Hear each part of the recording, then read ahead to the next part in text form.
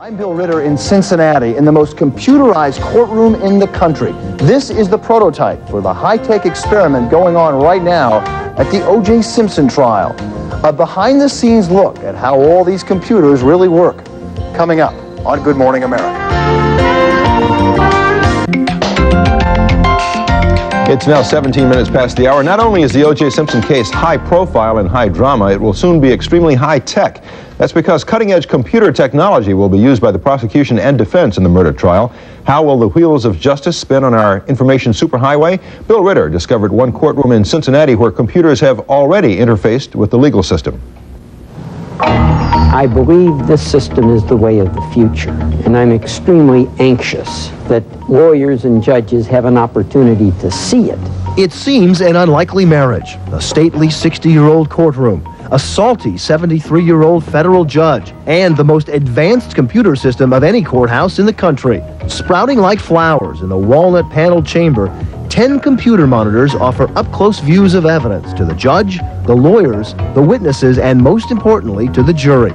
Anything you can put in a computer could show up in this courtroom.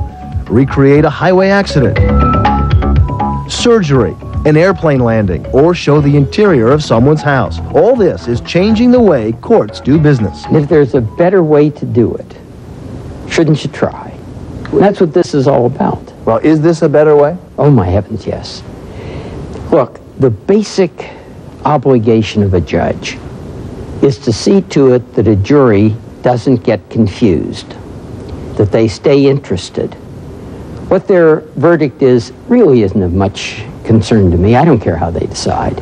But I want to make sure that what they have heard, they understand. All right, Judge, I have a monitor here as well in the witness box. We're seeing what seems to be an accident unfolding.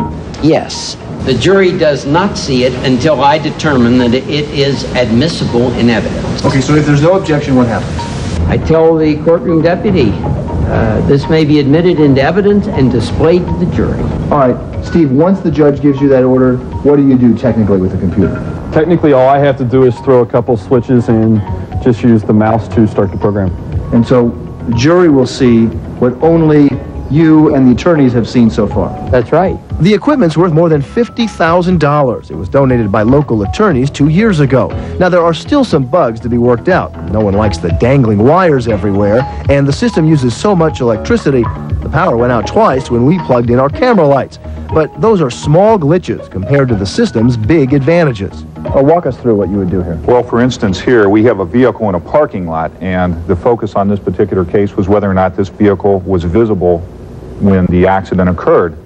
So we can first draw attention to the vehicle by putting a circle around it. That orients the jury to what it is we want them to look at. So if you're looking for a drop of blood, let's say on O J Simpson's Bronco, you could do that on this machine. That's right. The computer can also call up videotape, like this 2-year-old deposition.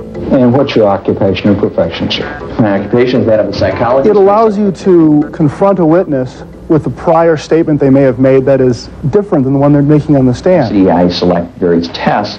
How's that different than you just reading the deposition from a couple years ago? If I'm reading it, the juror's hearing me say it. I'm a lawyer. Jurors aren't going to trust me as much as they're going to trust the witness. But if the witness says it and he says it again differently, he's contradicting himself. And the effectiveness of that is remarkable. It destroys his credibility. Correct. This is more directly related to mental capacity. This is a typical courtroom exhibit, a blown-up picture. Why is this not better than having the jurors see the same thing on a video monitor? In some cases, it might be. The computer monitors are wonderful tools. With high-resolution pictures, you have a couple problems if you have a lot of them.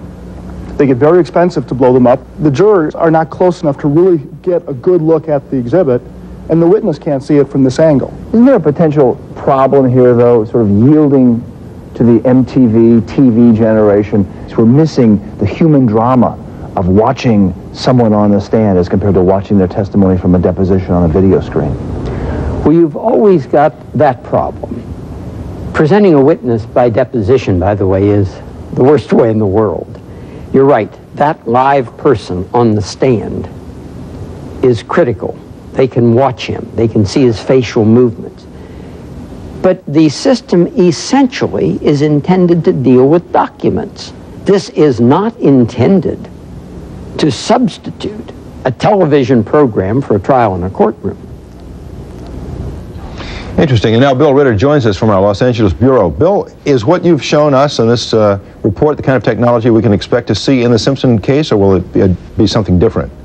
Very similar, Spencer. Actually, this is really right out of your Gee Whiz segment, isn't it? Yeah, it is. It's going to be very similar, except a few differences. This is going to be even more high-tech.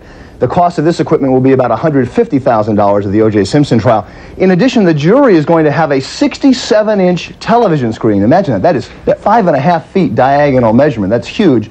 Judge Ito will also have a kill switch right at his bench desk, so that if he sees something that he doesn't want the jury to see, if it pops up accidentally or without his permission, off goes the computer. Who bears the cost of this high-tech animation, Bill? The taxpayers or the clients?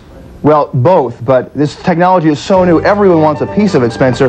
The company is donating it. Eastman Kodak is donating, transferring all of the photos to Laserdisc. Okay, Bill, thanks a lot. Our coverage of the O J Simpson trial begins next week and continues throughout the trial.